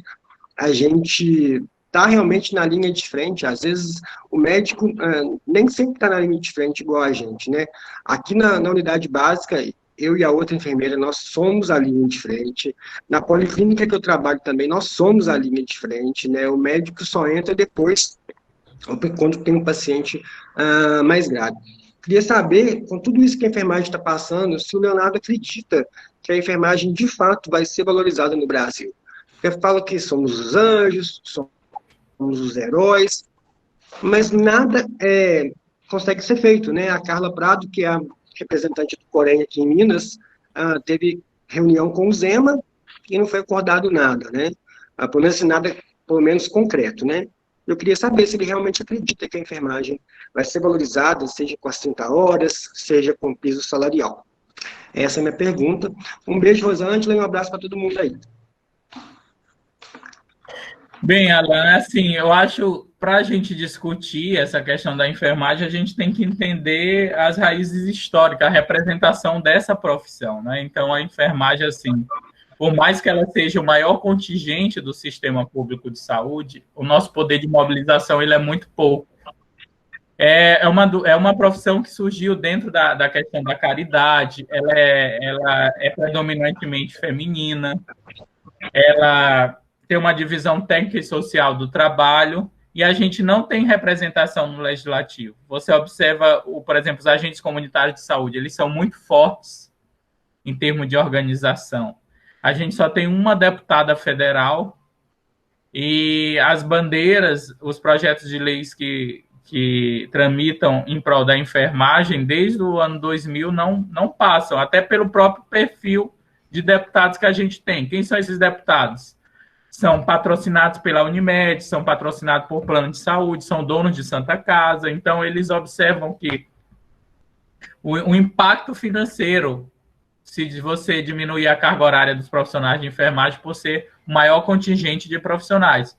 E a gente sabe que se tiver um dimensionamento adequado, vai ser muito melhor o cuidado do usuário, para a qualidade do trabalho desse profissional, irá diminuir o número de licenças desses profissionais em decorrência desse trabalho. Mas o cenário é muito nebuloso, por mais que a enfermagem ela tenha uma participação histórica. O produto mais vendido no mundo hoje, o álcool gel, ele foi descoberto por uma enfermeira. Os cuidados hoje padronizados na prevenção e no tratamento da Covid, como a importância da lavagem das mãos, do ambiente hospitalar e do ambiente doméstico, foram introduzidos pela Florence Nightingale na Guerra da Crimeia. Será que a população sabe disso, da importância da enfermagem? Então, essa divisão técnica e social da enfermagem, muito ligada dentro da cultura hospital, que vê muita enfermagem como auxiliar profissional médico e não como uma ciência, ela tem que ser revista. Eu acho que falta também a gente se apresentar mais à sociedade o que a enfermagem faz, qual a importância do enfermeiro, e votar em candidatos que defendam a bandeira do sistema público de saúde, não só aquele corporativismo predatório, mas aquele corporativismo construtivo, né? Votar em candidatos, uma coisa que a gente não faz. A gente vai ter eleição agora municipal. A gente não vai no site do TRE, do TSE, observar os planos de governo dos candidatos. Hoje, o que está sendo feito na saúde era o que estava escrito no plano de governo, do governo federal. Não há um direcionamento. Então, é importante que se promova, as universidades, as entidades de classe promovam debates da questão micro mesmo. Acho que os profissionais a enfermagem, como os outros profissionais de saúde, a universidade ela tem que se adentrar nessas instâncias colegiadas de decisão, nos conselhos distritais de saúde, nos conselhos municipais e estaduais de saúde, no Conselho Nacional, participar ativamente da questão política do seu município, levar as bandeiras. Isso é importante também, né?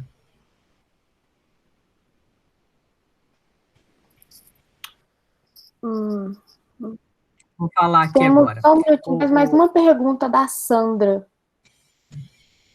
Deixa eu ler aqui rapidinho. Diante do risco atual de modernizar o SUS, como podemos lutar para fortalecer o SUS? Pois é, eu acho, assim, essa pandemia, ela veio para mostrar, assim, um lado importante do Sistema Único de Saúde.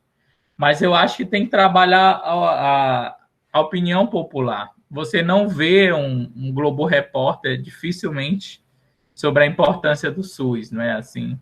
Um programa enfatizando a importância do Sistema Único de Saúde.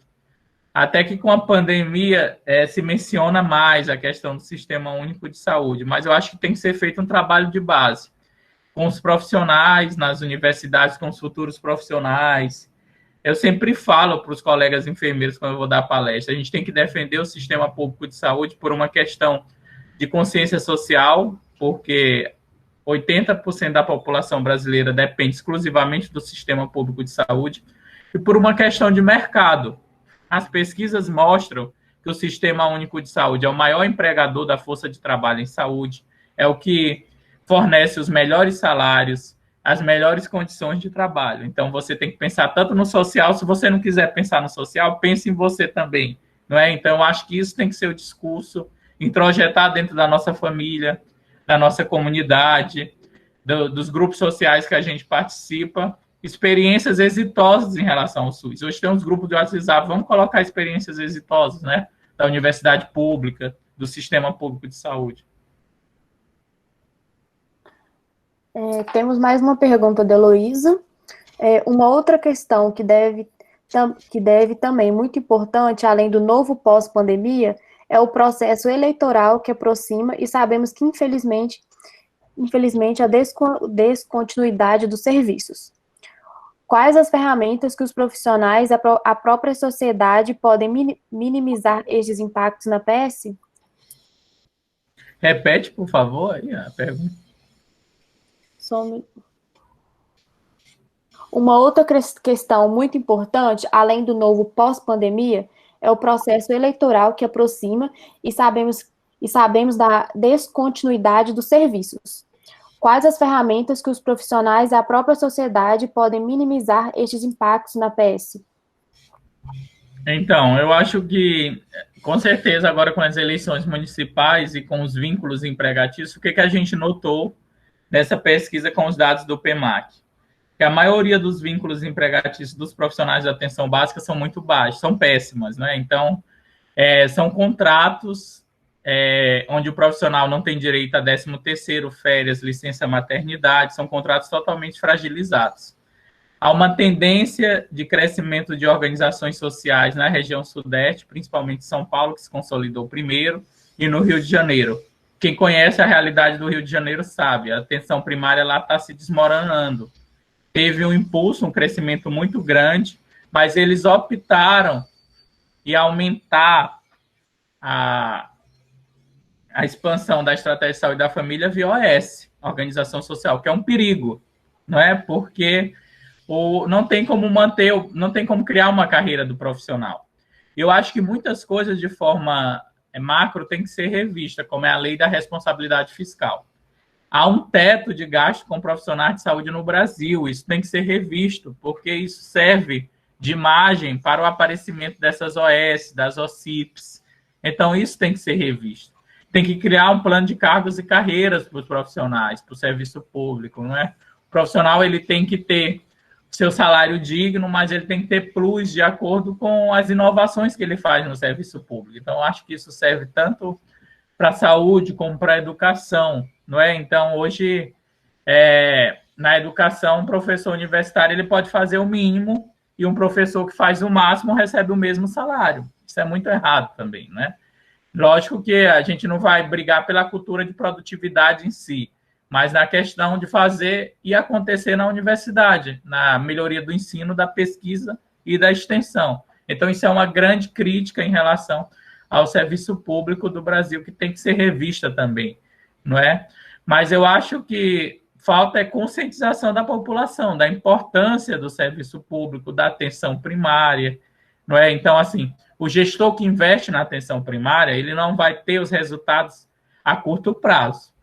Ele vai ter avanços. Lógico, se eu sou um prefeito, o que é que vai me dar mais notoriedade política? Eu criar uma UPA, um pronto-socorro ou uma equipe de saúde da família? Vai ser um pronto-socorro, porque a cultura ainda é muito hospitalocêntrica. Então, isso tem que se trabalhar em termos de marketing, orientação, qual a importância da atenção primária, com bons profissionais, com profissionais preparados. Só que para isso tem que ter uma boa estrutura da atenção primária e tem que ter profissionais capacitados também para isso. A Pauliene quer fazer uma pergunta. Pode ligar sua câmera e microfone e fazer a pergunta, por favor.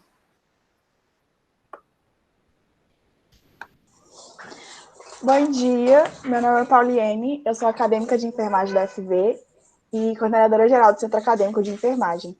E eu queria fazer uma pergunta. Você falou sobre os 4 pontos importantes: a vigilância epidemiológica, o cuidado individual, apoio aos vulneráveis e continuidade dos cuidados oferecidos na atenção primária de saúde. Essas ações são feitas pelo SUS. E com essa pandemia, o nosso SUS tem sido posto em foco. E aí eu queria saber como que a gente pode fortalecer o nosso sistema no âmbito pós-pandemia. Certo. Então, assim, eu acho que a primeira questão é brigar pela revogação dessa emenda constitucional 95 de 2016, que congela os gastos com saúde e educação. Em um cenário que a população está envelhecendo, em que a gente passa por uma pandemia, subfinanciar o sistema público de saúde é causar a morte de várias pessoas, não é? Então, eu acho que modernizar o SUS, a primeira coisa que tem que se fazer é revogar essa emenda constitucional, 95 de 2016. Eu acho que esse é o primeiro caminho. Se adentrar, então, os profissionais eles estão se distanciando dos conselhos de saúde, dos conselhos municipais, dos conselhos estaduais, do Conselho Nacional. Tem que ter uma aproximação maior, tem que ter uma articulação maior entre a universidade, essas instâncias governamentais, a universidade ela tem que prover a formação de conselheiros de saúde que conheçam o sistema público de saúde, então há um distanciamento muito grande. Tem pesquisas que mostram que vários conselheiros de saúde não sabem nem o conselheiro de saúde não sabe nem os princípios do SUS, então como é que ele vai advogar em prol do sistema público de saúde, não é? Então, a nossa formação na área de saúde ainda é muito técnica. Eu até falo, um professor que dá aula de centro cirúrgico, ele pode separar 10 minutos da aula dele para discutir a conjuntura do sistema público de saúde e os impactos para os profissionais de saúde, não é? Então, eu acho que isso tem que ser revista também. Tanto a formação, como a aproximação dos movimentos populares. A universidade ela tem que se aproximar dos movimentos populares também, conscientizar a população sobre a importância para lutar para o Sistema Único de Saúde, né?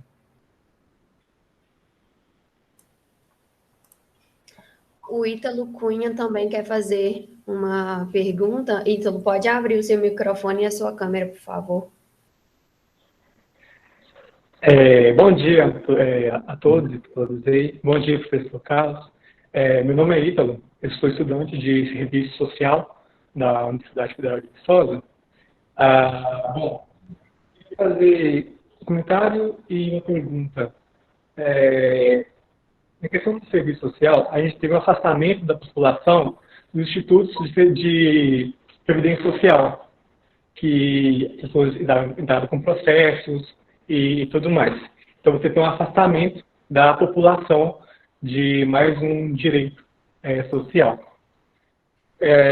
Queria saber, no caso, igual, o equivalente que temos esse fim desse profissional dentro do serviço social do INSS, se o fim do NASF em alguns municípios, igual está tendo, poderia ser um prelúdio para esse acesso mais dificultoso à saúde.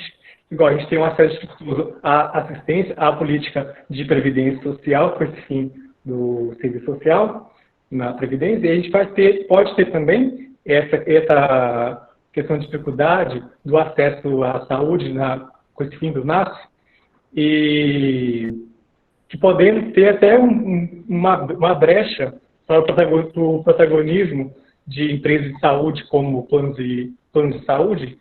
Poderia ter essas duas consequências, esse fim de NASF? É isso a pergunta. Obrigado. Com a abertura Ítalo, com a abertura do capital estrangeiro no Brasil, grandes empresas como a Amil, que foi comprada pela UniHealth, que é uma grande empresa norte-americana, a gente tem que entender a conjuntura internacional. O Obama, quando era presidente, ele tentou implantar um sistema público de saúde nos Estados Unidos. Só que a Associação Médica Americana é muito forte, a Associação de Planos de Saúde, a indústria farmacêutica foram contra. Então, ele fez um sistema público, um sistema de saúde à la americano. Ele universalizou via privatização. Ele obrigou a todos os empregadores a pagar um plano de saúde para os seus servidores. E a briga do Trump é revogar essa obrigação. Então, lá nos Estados Unidos não tem a universalização do serviço. Com isso, gerou uma concorrência entre os planos de saúde. E com a abertura do mercado do capital estrangeiro, a UniHealth ela veio para o Brasil e comprou a Amil. E os planos de saúde estão investindo muito em planos populares, que devido ao alto desemprego no Brasil, várias empresas que pagam plano de saúde. Então, é para investir nesse nicho de mercado, que são pessoas que não têm mais condições de pagar um plano de saúde, mas que não querem ser atendidas exclusivamente pelo SUS, pela essa questão de não confiar, de não acreditar. E aí surgem os planos populares, que é o que se chama de plano Ziriguidum, que é um plano que não tem resolutividade e vai onerar mais ainda o sistema público de saúde. A pessoa vai pagar duas vezes. Um plano que não tem qualidade e ela já paga pelo sistema público de saúde, através dos impostos, vai pagar pelo... Na pandemia, teve uma participação muito grande dos CRAs, do Centro de Referência de Assistência Social, principalmente no cadastramento do auxílio emergencial. Então, forçou essa articulação que, de certa forma, existia um distanciamento entre a saúde e a assistência social dentro do território. Lógico que eu acho que o profissional primordial para estar dentro de um NASF é o assistente social, mas ele não é o profissional mais cotado. O mais cotado é o fisioterapeuta. Isso já demanda o nosso modelo de reabilitação, né? Ele não é apontado, então é o fisioterapeuta, é o fonoaudiólogo. Não que essas profissões não sejam importantes, mas a assistência social, tendo em vista que a estratégia de saúde da família é implantada em áreas menos abastadas, com a população mais pobres, essa presença do assistente social no NASF ela é de suma importância para fazer essa interlocução com o Centro de Referência de Assistência Social, mas a realidade não é essa, né? Isso mesmo. Obrigado, viu? Nada. Professor Leonardo, a gente tem mais uma pergunta. A Emily Ferreira está perguntando se você acha que a telesaúde será suficiente para atender a população com doença crônica não transmissível no pós-Covid-19. E se isso poderá modernizar o SUS de forma negativa. Não é suficiente. A telesaúde ela é utilizada para nortear o cuidado em caso de pareceres. Então, assim, é um profissional que é clínico geral, ele está lá no interior do Amazonas. Tem um especialista que dá suporte no hospital universitário, é algo muito específico, para dar pareceres específicos, nada substitui o atendimento presencial, o cuidado presencial. Então, o teleatendimento, a teleconsulta, ela tem que ser feito nos casos em a impossibilidade de contato com o usuário, não é esse caso.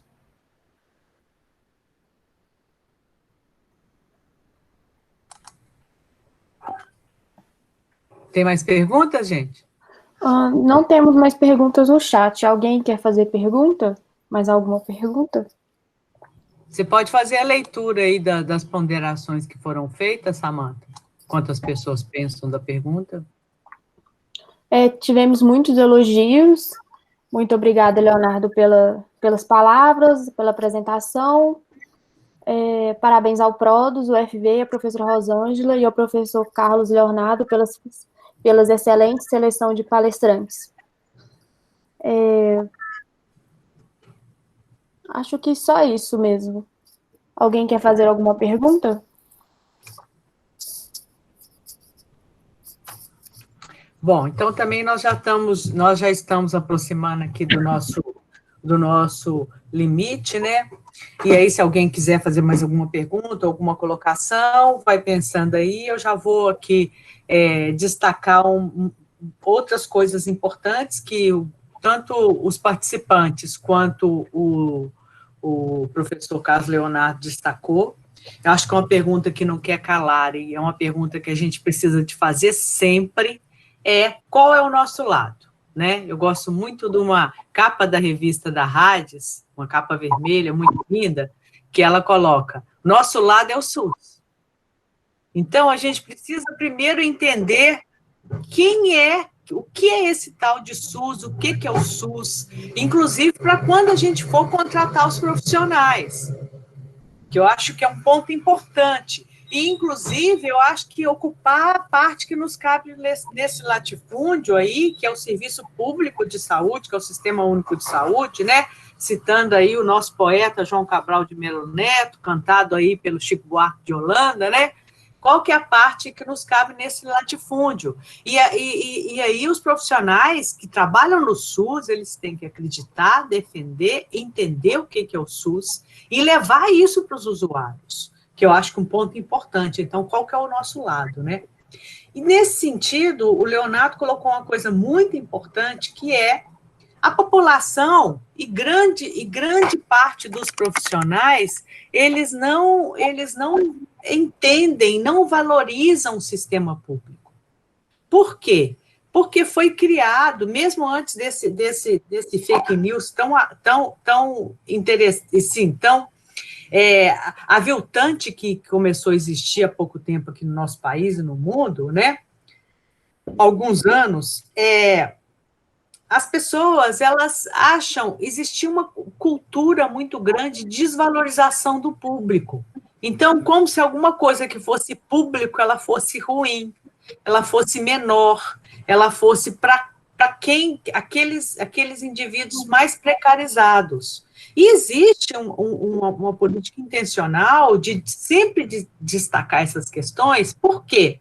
Porque existe, né, o Leonardo estudou isso, o Carlos Leonardo estudou isso, existe aí recorrentemente propostas de que o SUS ele seja direcionado, é o SUS que a gente chama precarizado, é o SUS não universal, né, ou dentro do contexto de uma universalização excludente, que o SUS ele seja direcionado apenas para quem não pode pagar, apenas para a população pobre. E já existiu um autor inglês que colocava que o sistema público pobre para pobre, ele vai ser sempre pobre. Então, se a gente tiver um SUS dentro do contexto de uma universalidade excludente, uma universidade federal dentro do contexto de uma universidade excludente, a gente vai ter uma universidade pobre para pobre. A gente vai ter um SUS pobre para pobre. Existe um autor importante chamado Richman, que é um autor francês, ele tem um livro que chama... o livro dele ele fala da questão da lealdade, tá? Daqui a pouco eu lembro o nome do livro. Ele fala da questão da lealdade, e ele coloca o seguinte, que quando o indivíduo ele sai do sistema, ele deixa de ser leal àquele sistema, e aí ele começa a fazer o quê? Ele para de lutar pelo sistema. Então, por que na Europa o sistema público funciona adequadamente? Porque a maioria dos europeus pertence à classe média. E a classe média, ela luta pelos sistemas públicos, tá? Ela luta pelo subsídio. O livro chama Saída, Voz e Lealdade. Para quem tem interesse, lembrei aqui. Eu usei ele muito na minha dissertação de mestrado. E ele coloca isso. Quem tem voz, gente? Quem tem voz é a classe média. Por quê? Porque a classe alta, ela acha que pode pagar tudo e a classe baixa, ela está lutando pela sobrevivência diária, até da sobrevivência do pão, né? Então, quem tem voz, quando a classe média sai do sistema, ela deixa de ser leal àquele sistema e deixa de lutar para aquele sistema. Então, na Europa, por exemplo, vai para mesmo o Canadá e os países da Europa Central, eles entendem que o público é deles. Por quê? Porque o público não é gratuito. Ele é pago, muito bem pago, pelos impostos públicos. Então, eles precisam de lutar para ele. Então, por ele. Então, a primeira coisa que a gente tem que entender é essa questão do público. O público é nosso e nós não podemos sair, nós temos que lutar por ele, tá? Uma outra coisa que o Carlos Leonardo colocou, é a questão da eleição e a questão da pauta.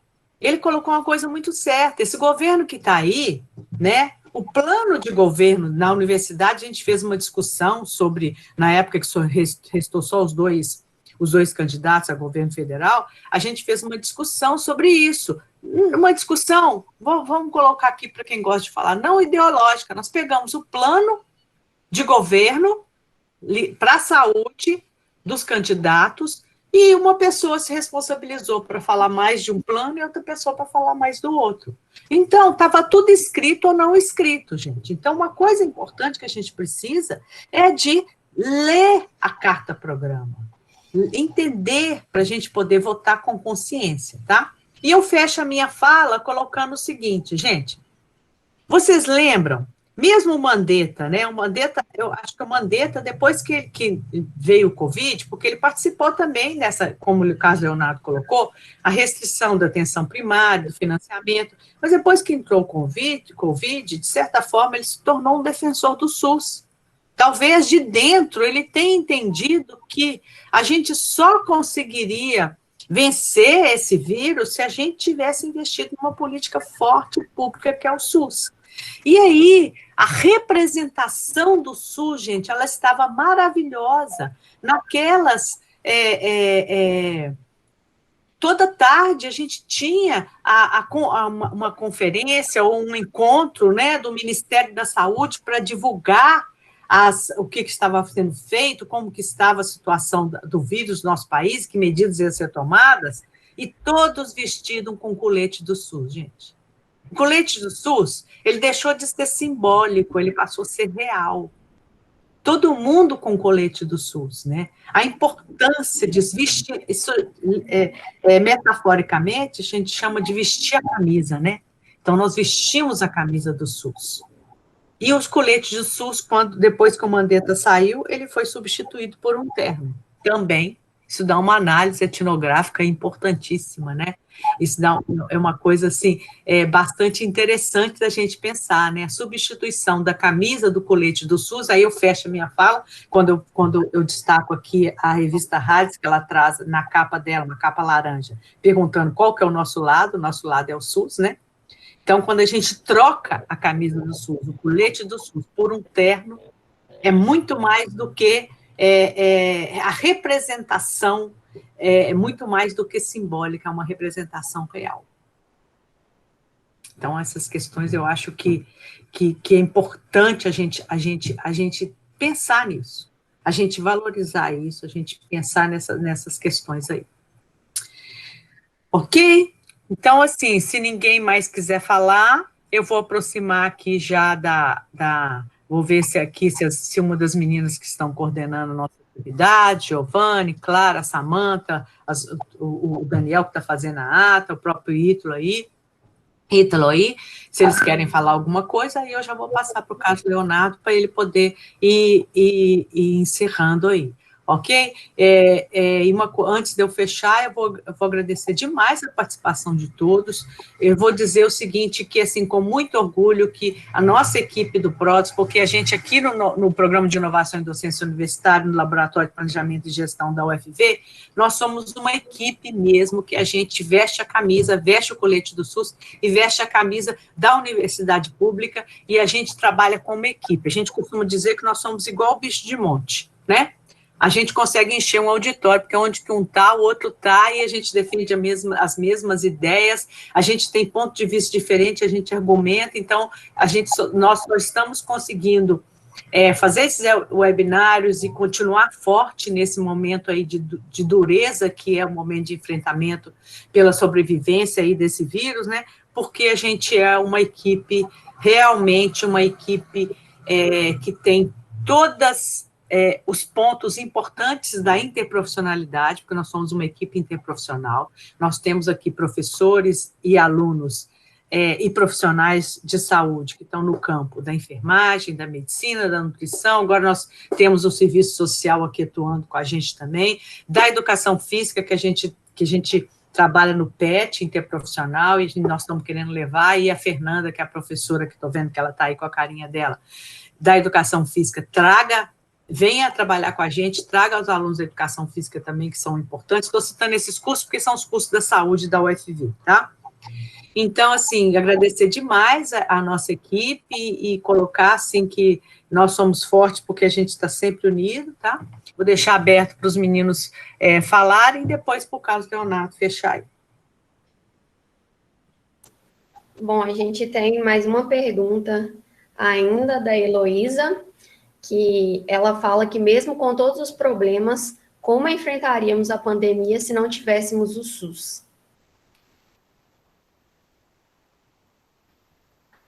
Então, eu acho que a gente discutiu, né, que, assim, a importância de um sistema público de saúde, né? Então, assim, imagina um país com a dimensão territorial como o Brasil, se não existisse um sistema público de saúde, e que vai para além da assistência, mas também da forte vigilância que tem. O sistema de vigilância em saúde no SUS, ele é muito bem estruturado.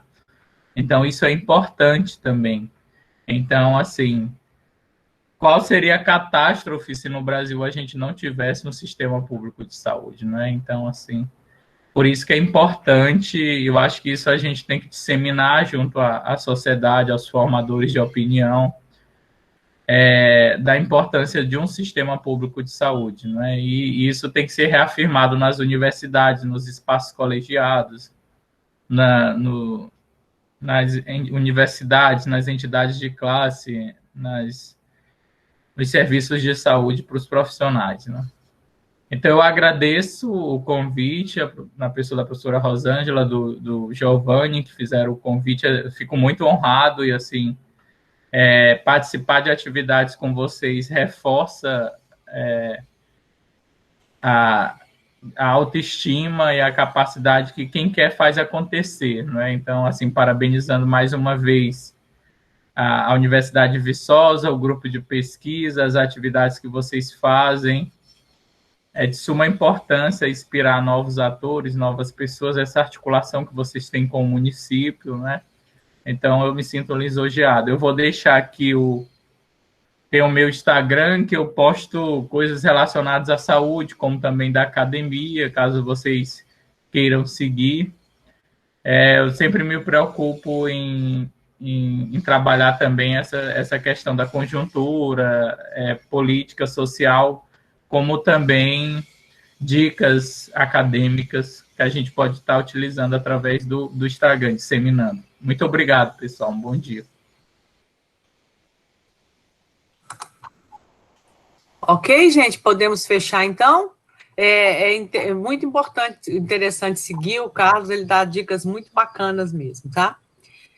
Então, Carlos Leonardo, gratidão, muito obrigado, assim, você com certeza trouxe luz para a gente aqui, tá? Para a nossa caminhada, e você sabe que aqui também é a sua casa, que você sempre vai ser bem-vindo, tá? Literalmente, na nossa casa aqui na UFV, na casa também.